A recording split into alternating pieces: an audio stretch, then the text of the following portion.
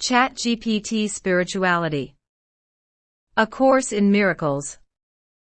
Lesson 135. If I defend myself, I am attacked. ACIM Lesson 135. If I defend myself, I am attacked, revolves around the central theme of defense, attack, and the illusion of the self that we believe needs defending. The lesson presents an exploration of the nature of the self, the role of the body, and the needlessness of defense. The lesson begins by questioning the inherent rationale behind the act of defense. It argues that if we feel the need to defend ourselves, it's because we believe we are under attack, and that this attack is real.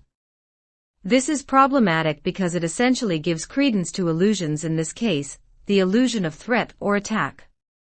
The attempt to defend against these illusions only compounds them, making the task of dispelling them twice as difficult.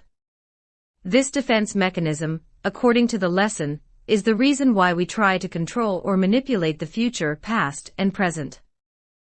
The text also explores the concept of the body as the target of defense.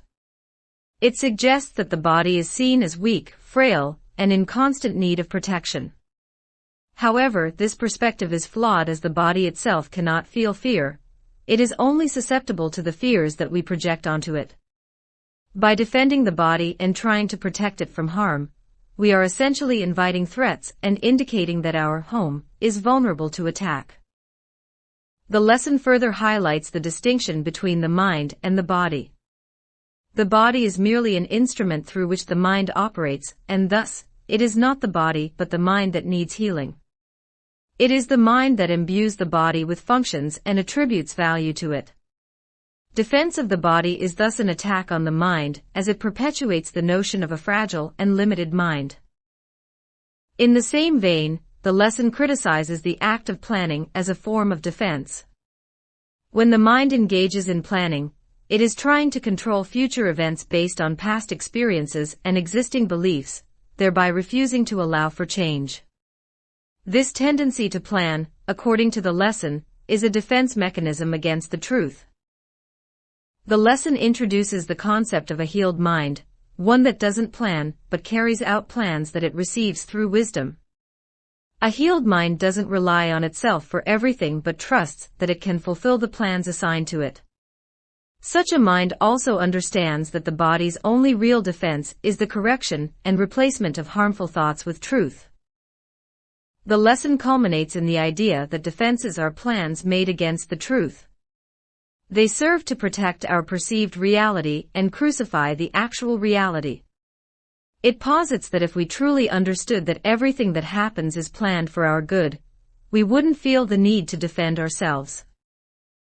In essence, ACIM Lesson 135 advocates for a state of defenselessness, where we trust in the plan set out for us and relinquish our own defenses. By doing so, we become a beacon of light, leading others to lay down their defenses as well. The lesson encourages us to embrace this state of defenselessness, reminding us that we are not separate from other minds or from our source. Lastly, the lesson emphasizes the importance of not trying to shape the day as we believe would benefit us most, and instead trusting in the happiness that comes without our planning. We are encouraged to view every day as a special day for learning, and to remind ourselves of our true reality, which needs no defense against the truth. To sum up, Lesson 135 presents a profound exploration of defense mechanisms and their roots in fear and illusion.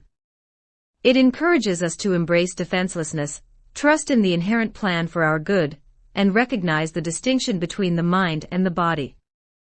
By doing so, we can achieve a healed mind and experience increasing joy and peace.